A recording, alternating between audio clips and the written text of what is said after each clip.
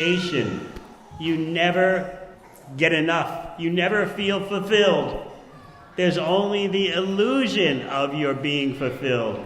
And very soon that illusion collapses and you're left with the realization that you are empty-handed. So this is life in the desert of material existence. In order to appreciate Lord Nityananda's mercy, we have to understand what it's like to be trapped in the blazing fire of samsara. We should not become mesmerized by thinking that there are first-class prisoners and third-class prisoners. The first-class prisoners generally think, oh, we are content, we are happy, we have money, we have a big house, we have resources, properties, everything is going on okay, more than okay, and we'll pass that wealth on to our children. The third-class prisoners know that they're in distress and they are envious of the first-class prisoners. When we get what the first-class prisoners have, then we'll be happy. But the fact is, neither first class nor third class are happy. All are suffering with their mind and senses, especially the mind oppresses us. As Krishna says in Bhagavad Gita, Manashastan Indriyani, Prakriti Stani Karshati. We're struggling with the six senses, including the mind. We're so unfortunate in the dense darkness of this day and age that we have to really struggle sometimes to see how we are struggling. It seems that the days just fade into the night, and the night fades into the days, and everything just goes on and on. A few earthquake tremors, some COVID restrictions, but basically life is going on.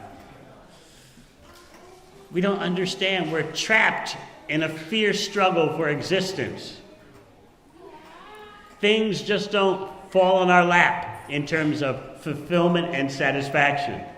You may have money fall into your lap. You may have opulences fall into your lap. But satisfaction is so hard to find. You surround yourself with everything. But then again, you have nothing. This is the blazing fire of material existence. And the intelligent person considers, whatever I'm working so hard for to maintain, I'm going to lose at any moment. This is so painful when you think about it. I'm working hard to acquire, to achieve, to build, whether money, relationships, family, empire, and at a moment's notice, without even a moment's notice, I can lose it all. This makes you wonder, what kind of world is this? And yes, we should be wondering. It's not fair for our material desires. But we don't even recognize how we are suffering. We think, if I'm just happy for a few moments, everything is okay. But to Nityananda Prabhu, this is nonsense. How people suffer and don't understand their suffering. Not only do they not understand their suffering in the present moment, but what is their plan for their next birth? No idea. No idea. When it comes, it comes. That's all. Or probably nothing will come. At the end of this lifetime, that's it. Or who knows? The universe knows. On and on the ignorance goes. So this is the blazing desert of material existence. And to understand the cooling shelter of Lord Nityananda's lotus feet, we have to understand our predicament. But the fact is, even if you don't understand your predicament, and somehow or other you have the good fortune of coming in contact with Lord Nityananda's mercy, your life becomes successful.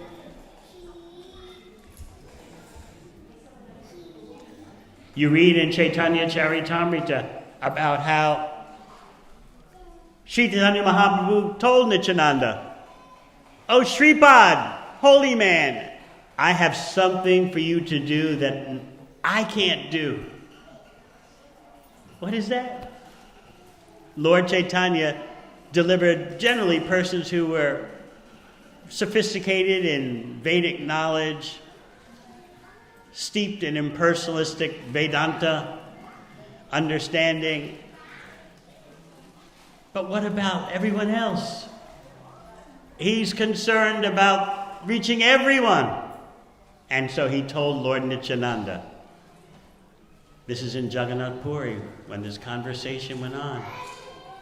Lord Chaitanya told Nityananda Prabhu, "Don't come see me every year in Puri." Because every year for Ratha Yatra, all the devotees of Bengal would come to Puri and associate with Lord Chaitanya there. So for him to tell Nityananda Prabhu, "Don't come," this is quite extraordinary. Rather than you're coming to see me in Puri, I want you to spread this bhakti movement, even amongst the lowest persons. That's something I can't do. Of course, Chaitanya Mahaprabhu can do everything. But this is the Leela. These are the exchanges of relationship, flavor, rasa, and love between Lord Chaitanya and his immediate expansion, Nityananda Prabhu. So that exactly is what Nityananda Prabhu did. And therefore, as Lochana Das Thakur writes in his song, Nitai Guna Mani Amar, my jewel, Nityananda Prabhu, the reservoir of all the best qualities. Nitai Guna Mani Amar. He dealt with an ocean of bhakti rasa that had borders. Just like now in New Zealand, the borders are closed. So similarly, when Krishna came 5,000 years ago or so, love of God came with him, but it was all sealed.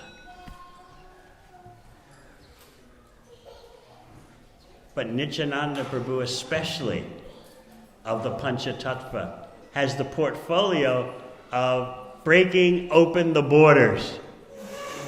You can just imagine what that would be like if tomorrow someone said, "Forget all these border restrictions in New Zealand, everyone can come, everyone can leave." It'd be outrageous. We won't speak about the health results, but it would be outrageous. And that's exactly how outrageous Nityananda Prabhu is. He took an ocean that had fixed borders and he smashed all the walls containing the ocean of bhakti rasa. So this is why we feel especially some hope on this day.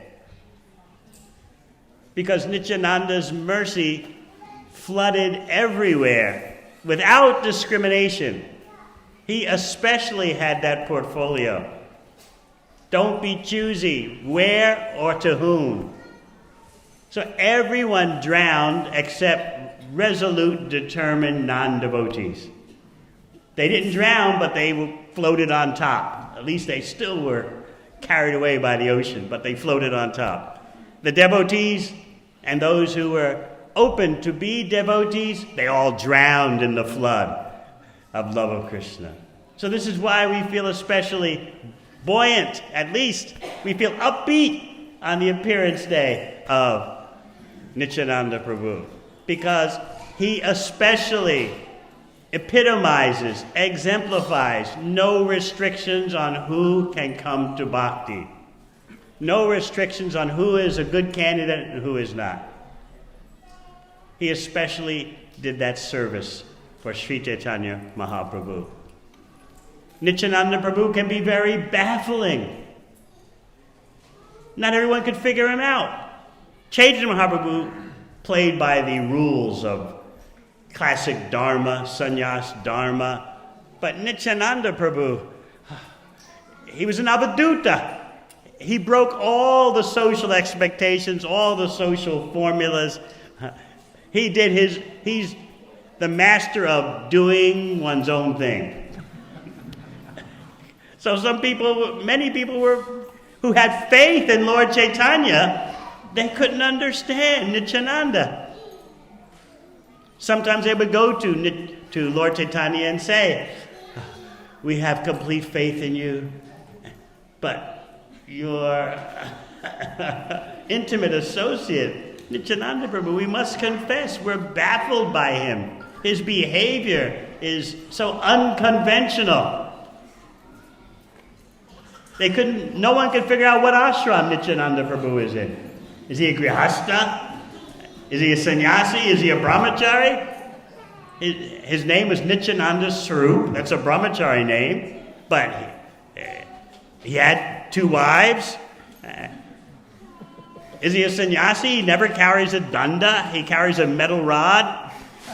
He never wears a saffron cloth. He's wearing flashy silk garments. He's smeared with sandalwood pulp. He's looking luxurious. And he's always chewing betel nut mixed with camphor. Woo.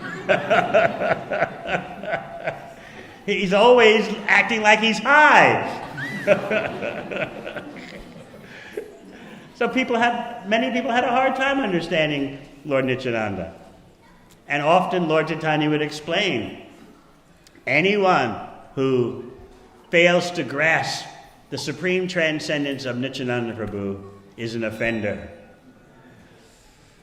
Even in Chaitanya Charitamrita, the author, Krishnadas Kaviraj Goswami, his own brother had a problem understanding Nityananda Prabhu.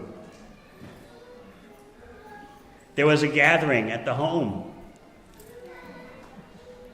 of Krishnadas Kaviraj Goswami's brother, and there was one priest doing arti, Gunarva Misra, and while he's worshiping the deity, in comes one of the greatest devotees of Nityananda Prabhu, Miniketan Ramdas, who was just delirious with love of Krishna.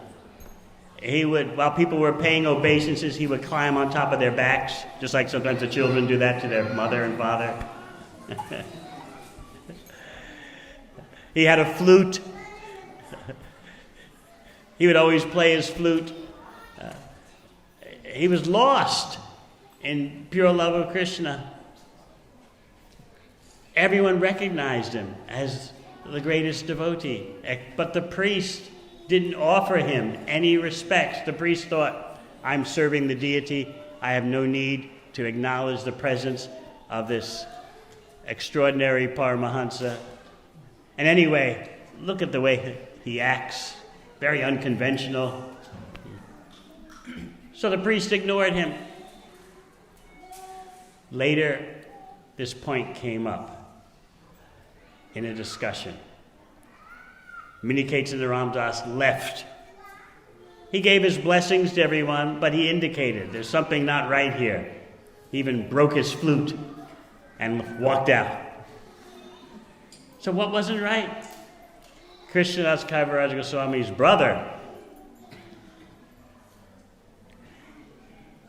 tried to defend the priest, more or less. The brother he thought, full faith in Lord Chaitanya, but had problems with Nityananda.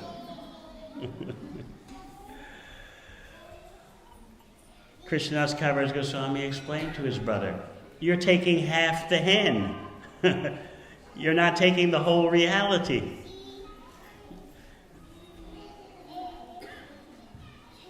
Better you offend both brothers and try to split them and focus on one and ignore the other. Better you just drop both of them. This is how important it is for us to understand Sri Sri Gaur Nitai. Because Krishnadas Kaviraj Goswami stood up for Nityananda Prabhu, he was blessed with an extraordinary vision of Nityananda Prabhu, who ordered him to go to Vrindavan. So you'll find this theme throughout Chaitanya Leela. People don't understand. They can't get it, Nityananda Prabhu. Because Nityananda Prabhu is an avaduta. It's not his portfolio to respect any social formulas, any protocols.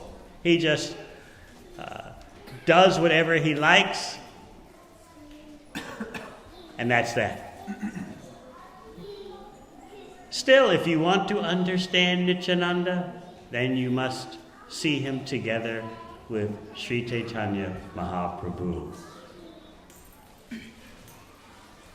We feel great hope today because we know there's an opportunity for everyone to be Krishna conscious. I always like to explain that on Nityananda's appearance day, you should take whatever excuses you have why you can't be Krishna conscious and throw them out the window. Normally, you might have a right to have such excuses. I often ask on Nityananda's appearance day, make a list of all your excuses. Well, right now I'm busy, or I have to take care of the children, or when I'm older I'll do it, or I have to get financial security, or I have to take care of my health. For all those reasons, I will and I must delay my bhakti immersion. And normally those excuses could hold water. They could be sort of correct. But on Nityananda's appearance day, you get the insight to see all those excuses mean nothing, and you can just, after you write them on a piece of paper, you can crumple up the paper and toss it. Because by the mercy of Lord Nityananda, your spiritual advancement is possible. The two come together, Sri Chaitanya Mahaprabhu, Sri Nityananda Prabhu. Therefore we sing, Parama Karuna Pahundwijana Nitai Gaurachandra, Saba Avatar Sa Shiromani, Kevala Ananda Kanda. These two brothers, they are the essence of all avatars. They simply propagate the path of pure Ananda. So we're advised, Bhaja Bhaja Bhai, Chaitanya Nitai. Just worship Lord Chaitanya, Lord Nityananda. All good will come to you. The best way to worship them is by chanting and dancing.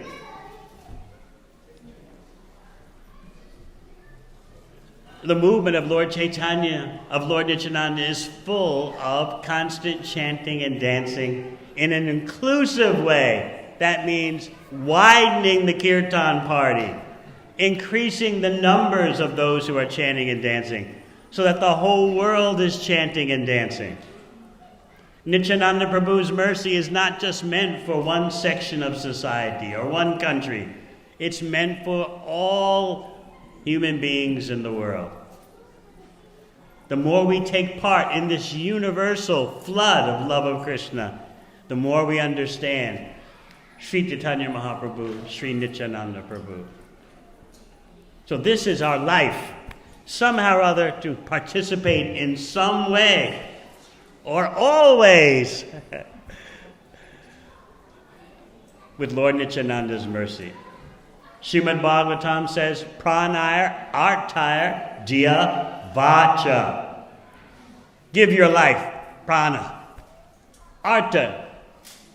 All right, you can't give your whole life, give your wealth. You feel you have no wealth to give? Diya. Give your intelligence. Help to make plans how to flood the world with love of Krishna. Vacha. You say you don't have intelligence? Use your words. Why not use all the above? Prana, artha, diya, vacha, everything. Then you'll actually see that Lord Nityananda's mercy is factual. Otherwise, you may think this is just religious talk. We want experience. And on Lord Nityananda's appearance day, we can beg for the opportunity to have factual experience of Lord Chaitanya's mercy, Lord Nityananda's mercy. We want to sign up to assist them. We don't want to be closet bhaktas. We don't want to be ritualistic devotees, lip service devotees. We want to be dynamic devotees. And that is what happens when you take part, when you participate in Lord Nityananda's mercy, the mercy of Sri Chaitanya Mahaprabhu. The more you take part, the more your thirst increases. You want more. Just like when you read in Chaitanya Charitamrita, the more the Panchatattva dance, the more they make it easier for everyone to relish love of Krishna. This is an expansionist movement. It's dynamic. It's not a stay in one place and be satisfied. Okay, we have a few believers. Ki jai.